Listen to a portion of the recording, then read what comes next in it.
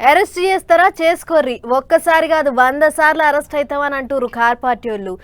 వట్టినే ఏంటికి అరెస్ట్ చేస్తాం, తప్పు చూపించి లోపటేస్తాం అని అంటారు సర్కార్ వాళ్ళు. అటు పువ్వు పార్టీ వాళ్ళు కూడా సై అంటే సై అంటుర్రు.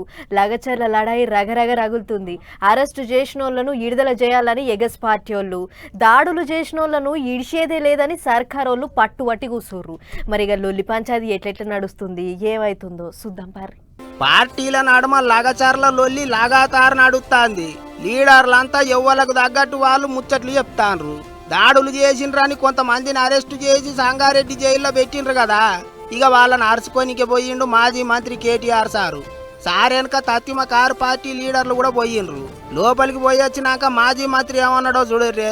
ఏదో కుట్ర అని చెప్పాలి, ఏందో జరిగిందని చెప్పాలి, జైల్లో పెట్టాలి. మా పట్నం నరేందర్ రెడ్డిని కూడా జైల్లో పెట్టిండు.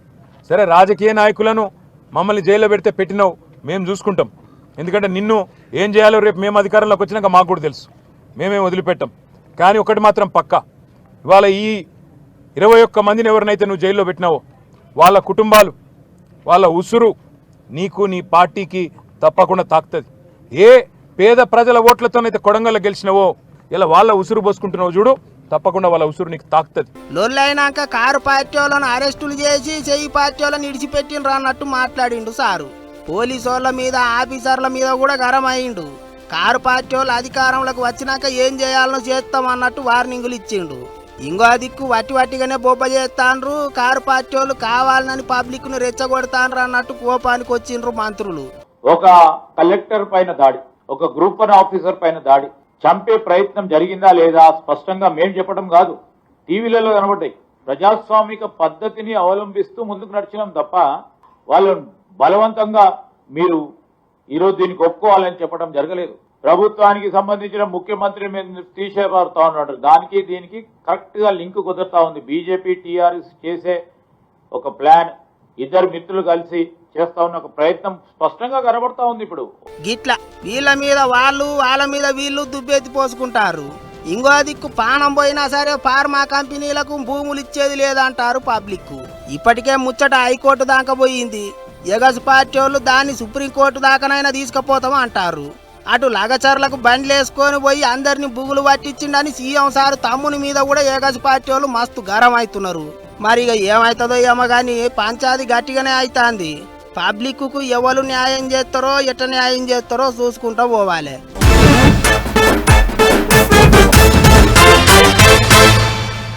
అల్లుడు రాలేదని అమాస ఆగుతుందా? అట్లనే ప్రతిపక్ష లీడర్లు లేకపోయినా ఏపీలో అసెంబ్లీ మీటింగ్లు జోరుగానే నడుస్తున్నాయి. లీడర్లంతా ఎవళ్ళంతకు వాళ్ళు ఏమేం పనులు చేస్తున్నారో, ఎట్లెట్లా చేస్తున్నారో చెప్పుకొస్తుర్రు.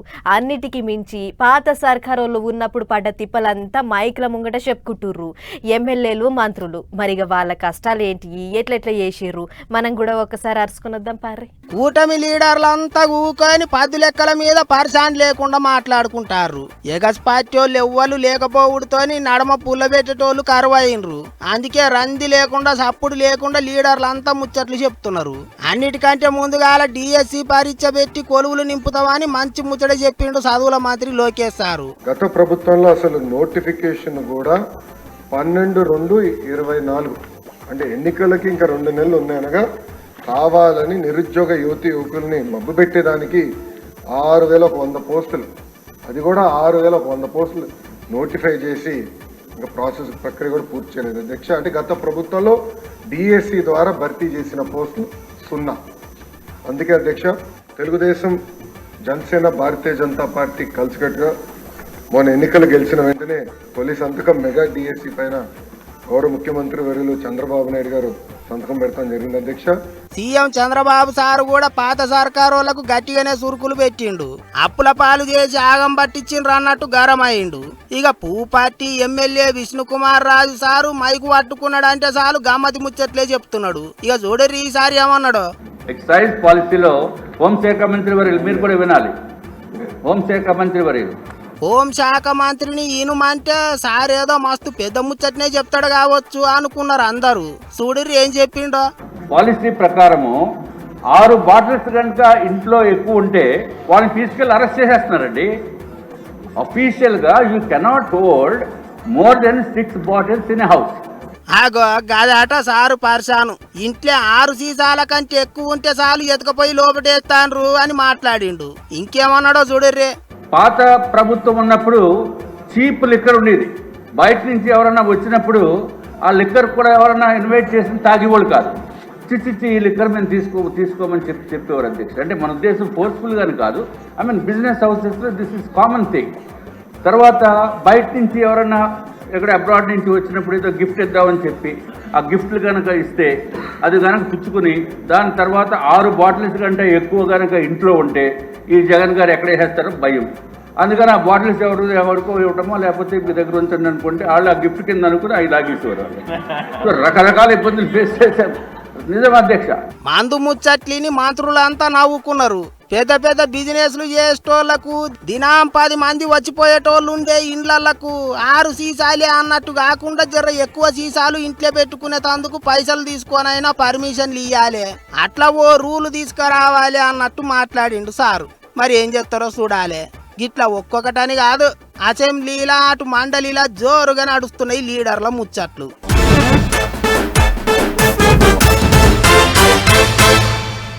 చలికాలం షురు అవుతుంది. నీళ్ళ బకెట్ట చేపెడితే చల్లటి చలికి వణికిపోతుంటాం. అందుకనే హీటర్ పెట్టుకొని నీళ్లు గరం అయినాక స్నానాలు చేస్తుంటారు చాలా మంది. ఇంతమంది ఏమో పొద్దెక్కి ఎండెళ్ళినాక చేస్తుంటారు. కానీ ఇవాళ మాత్రం అట్లా కాదు. అందరూ ఏకిలి భారంగానే లేచి సన్నీటి తానాలు చేసిర్రు. ఎందుకంటే ఇలా కార్తీక పుణ్యం కాబట్టి. ఇక ఎక్కడెక్కడ ఎట్లెట్ల పూజలైనాయో ఒక్కసారి చూసేద్దాం పారి. వేములాడ రాజన్నకు కోడె మొక్కులు, యాదగిరి గుట్ట మీద సత్యనారాయణ వ్రతాలు, చెరువు గట్టు మీద శిగాలు, శ్రీశైలం మల్లన్న కాడ శివసత్తుల ఆటలు. ఈ ఒకటే కాదు, బాసర సరస్వతమ్మ, వరంగల్ భద్రకాళమ్మ, భద్రాద్రి రామన్న, విజయవాడలో దుర్గమ్మ.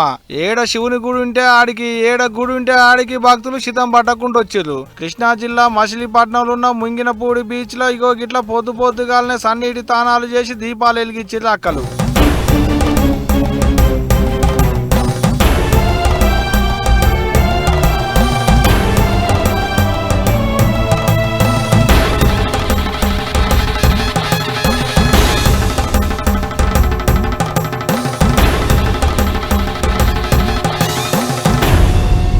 అగో చూసిలా ఎంత ముద్దుగున్నదో, ఎటు చూసినా దీపాల ఎలుగులే. ఏగిలి బాలకు ముందే కోనేటి తానాలు చేసి దీపాలు ముట్టించిర్రు. ఒక్క పొద్దులుండి శివునికి పాలాభిషేకాలు, జలాభిషేకాలు చేసిర్రు. దీపాలకి నోములు నోసుకోనోళ్ళు ఇవాళ కార్తీక నోములు నోసుకున్నారు. కీసర గుట్ట మీద కిటకిటలాడిరు భక్తులు. దీపాలు ముట్టించి శివలింగానికి పసుపు కుంకుమ చల్లి అభిషేకాలు చేసిర్రు. కార్తీక పౌర్ణమి మహాపర్వదినాన్ని పురస్కరించుకుని గిరి ప్రదక్షిణ ప్రతి సంవత్సరం జరుగుతూ ఉంటుంది. అలాగే ఈ సంవత్సరం ఉదయం 8 గంటలకు స్వామివారు అమ్మవారు పల్లకీ సేవలో సంప్రదాయ సిద్ధంగా బయలుదేరడం జరిగింది. ఈ గిరి ప్రదక్షిణ వేళల్లో అలాగే స్వామివారి యొక్క వార్షిక ఉత్సవాలలో స్వామివారు మహదానందంగా ఉంటారట. ఆ సమయంలో మనం స్వామివారిని ఏ కోరిక కోరినప్పటికీ కూడా తథాస్తు తథాస్తు తథాస్తు అంటూ ఉంటారట. అటు ఏపీలో కూడా శివుని గుళ్ళన్నీ కిటకిటలాడినాయి. కాకినాడ జిల్లా అన్నవరంలో ఉన్న సత్యనారాయణ స్వామి గుళ్ళకు పుట్టలంగి వెళ్ళిన పురుగులు వచ్చినట్టే వచ్చిరు భక్తులు. అటు అయోధ్యకు వచ్చిన భక్తులతోని కాలు పెట్ట సందు లేకుండా అయింది. మొత్తం 10 లక్షల మందికి మీదనే వచ్చిరట భక్తులు. దీపాల ఏలుగుల్లో చమక్కం అంటుంది అయోధ్య గుడి అంతా. కార్తీక మాసం అంటేనే శివాలయాలల్లో కాలు పెట్ట సందు ఉండదు. అసోంటిది ఏలూరు జిల్లా దేవీపట్నంలో ఉన్న శివాలయం మాత్రం భక్తులే లేరు. అసలు భక్తులు వచ్చేటందుకు తవ్వే సక్కగలేదు. మొత్తం పిచ్చి చెట్లతో నిండిపోయింది శివుని గుడి అంతా. ఏదేమైనా ఈ ఏడు కార్తీక పుణ్యం గోలిగా శివాలయాలన్నీ కిటకిటలాడిని అనుకో రాదులి మొత్తానికైతే.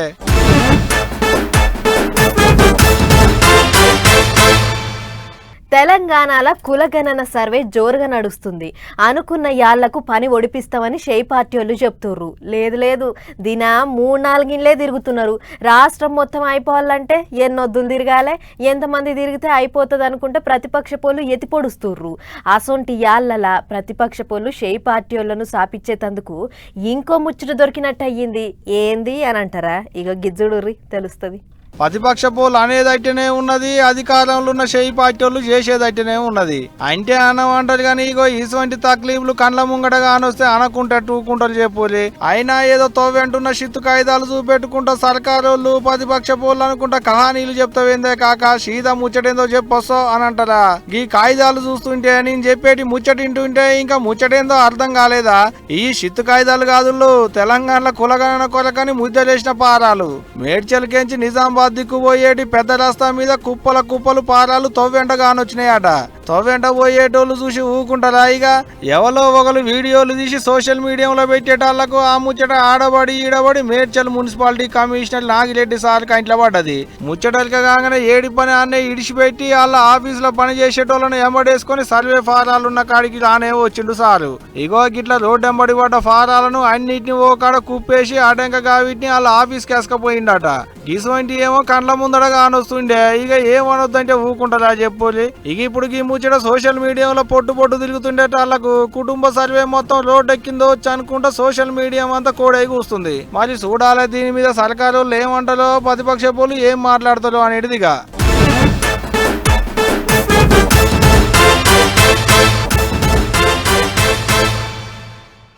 మా ఊర్లే కట్టగాలు ఉంటుంది.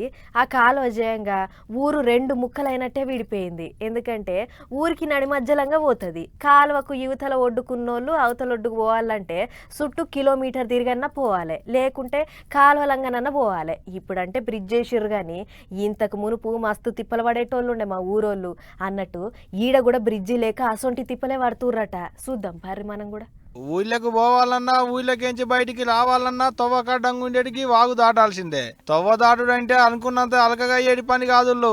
ఇగో గిట్ల తెప్ప మీద కూర్చొని తాడు పట్టుకొని దాటాలి, లేకుంటే గిట్ల పైపు మీద కూర్చొని పాకులాడుకుంటూ దాటాలి. బండ్లు పోయేది లేదు, బాడిగలు వచ్చేది లేదు. నిర్మల్ జిల్లా కుంటాల మండలంలో ఉన్న కల్లూరు పాత బూడుగులపల్లి ఊర్ల నడమంగా ఇగో ఇట్లా సుద్దాల వాగు వారుతుందట. ఈ ఏడు వానకాలంలో ఇడవకుండా కురిసిన వానలకు ఈ వాగు మీదున్న బ్రిడ్జి కూలింది. ఇంకేముంది, అప్పటికేంచి ఇప్పటి వరకు దాన్ని పట్టించుకున్నోళ్ళు లేరు, అటుకెళ్ళ తొంగి చూసిన నాయకులే లేరు. యువతలోళ్ళు అవతలికి పోయేది లేదు, అవతలోళ్ళు యువతలకు వచ్చేది లేదు. తప్పక పోవాలంటే ఇగో ఇట్లా తిప్పల పడాల్సిందే.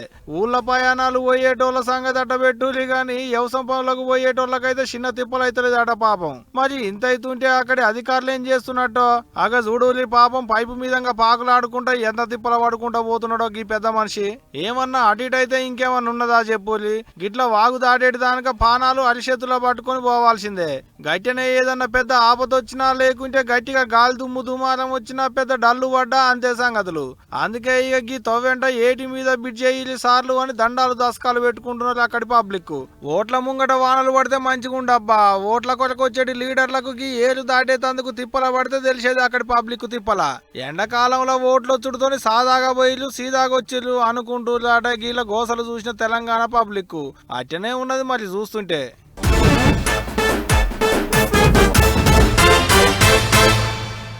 కొత్తకు వింత పాతకు రోత అని వెనకటోళ్ళు ఊకనే అనలేదు. ఎవరన్నా ఏదన్నా కొత్త ముచ్చట చెప్పిర్రంటే చాలు ఇక అందరూ దాన్నే పట్టుకొని పీకులాడుతుంటారు. ఒకళ్ళని చూసి ఒకళ్ళని చూసి ఒకళ్ళు పోయి మోసగాళ్ళ చేతికే సిక్కుతుంటారు. ఇక గిట్లే పాపం వాళ్ళ మాటలు వీళ్ళ మాటలు నమ్మి లక్షల రూపాయలు లాస్ అయ్యారు కొంతమంది. నమ్మి నాన్న వస్తే పుచ్చిబుర్రలైనట్టు ఆఖరికి ఆగమాగమయ్యారు. చూడుర్రు ఏమైందో. గంగి గోవు పాలు గరిటెడైనను చాలు, కడివెడైననేమి కరము పాలు అని వేమన కవి ఏనాడో చెప్పిండు. కానీ దాన్ని పక్కకు పెట్టి గీ నడమలు అట్టుపుట్టుగాలంతా గాడిద పాలకు గిరాకీ పెంచిండ్రు. ఆవు పాల కన్నా ఆయమన్న పాలు గాడిద పాలి అన్నట్టు చేసిండ్రు. అగో గట్లనే గాడిద పాలతోని లక్షలు కోట్లు సంపాదించొచ్చు అని చెప్పి గీ వీళ్ళను నట్టేట ముంచిండ్రట బద్మాజిగాళ్ళు. తమిళనాడు రాష్ట్రంలో డాంకీ ప్యాలెస్ అని ఓ దుకాణం తెరిచి గాడిద పాల దందా చేసిండ్రట. అగో పోటోలలో కనిపిస్తాండ్రు కదా లట్టుపుట్టుగాళ్ళు, వాళ్ళే గాడిదలు మీరు కొనుండ్రి, వాటి పాలు మేము కొంటాం అన్నారట. గాడిద పాలు లీటర్కు 1000 రూపాయలు పలుకుతాంది, మస్తు కమాయించవచ్చు అని ఆశ పెట్టిండ్రట. సోషల్ మీడియాలో ప్రచారం కూడా చేసిండ్రట. ఇంకేమున్నది, అది చూసి 100 మందిగా బద్మాజిగాళ్ళ ఉత్తుల చిక్కిండ్రు. గాడిదలను ఎట్లా పెంచాలి, పాలు ఎట్లా పిండాలి, ఏం కథ అని 2 గంటలు ట్రైనింగ్ ఇచ్చి మనిషికి 50,000 వసూలు చేసిండ్రట. అటెనక ఒక్కో గాడిదను 80,000 నుంచి 1,00,000 రూపాయలకు అమ్మిండ్రట. గాడిదల పాము పెట్టుకోవాలంటే 5.5 లక్షలు కట్టాలని అట్లా పైసలు వసూలు చేసిండ్రట. అట్లా ఒక్కొక్కరి నుంచి 40 లక్షలకు ఎక్కువనే వసూలు చేసిండ్రట. మంచి లాభాలు వస్తాయి అంటున్నారని చాలా మంది ఆశపడి పైసలు పెట్టిండ్రట. గాని ఆఖరికి బుడ్డ ముంచిర్రట మోసగాళ్ళు. 2023 జనవరి నుంచి ఏప్రిల్ ఎండింగ్ వరకు కావాలని అందరికీ చక్కగా డబ్బులు వేశాడు.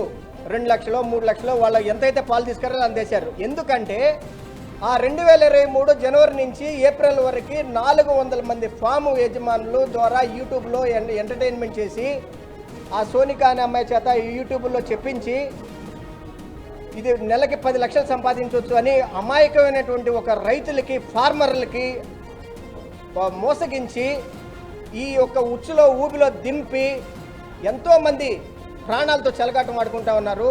నెలకు 10 లక్షలు వస్తాయని చెప్పేటాలకు మస్తు మంది గాడిద పాల వ్యాపారం చేసేందుకు ముంగటికి వచ్చిండ్రట. అందరి దగ్గర నుంచి లక్షల రూపాయలు వసూలు చేసి దగ్గర 100 కోట్లు దోసుకున్నారట. ఆఖరికి ఇప్పుడు ఆ గాడిదలను అడిగేటోడు లేడు, ఆ పాలను కొనేటోడు లేడు, మా పైసలు మాకి అంటే ఇచ్చేటోడు లేడు. గిట్లా ఆగమైతున్నారు పాపం మోసపోయినోళ్ళు. అటు తమిళనాడు సర్కారోళ్ళు పట్టించుకుంటలేరట, ఇటు మన దిక్కు సర్కారోళ్ళు కూడా పట్టించుకుంటలేరట. ఇప్పటికన్నా జరగా మోసగాళ్లకు బుద్ధి చెప్పి ఎవరి పైసలు వాళ్ళకు వచ్చేటట్టు చెయ్యిర్రి సార్లు అని వేడుకుంటారు. మరి ఏం చేస్తారో ఏమో గాని మంది మాటలు పట్టుకొని మరవానం పోతే మళ్ళొచ్చి చూసేటాలకి ఇల్లు కాలిపోయిందట. గిట్ల ఎవడో ఏదో చెప్పిండని నమ్మి మోసపోకుర్రి.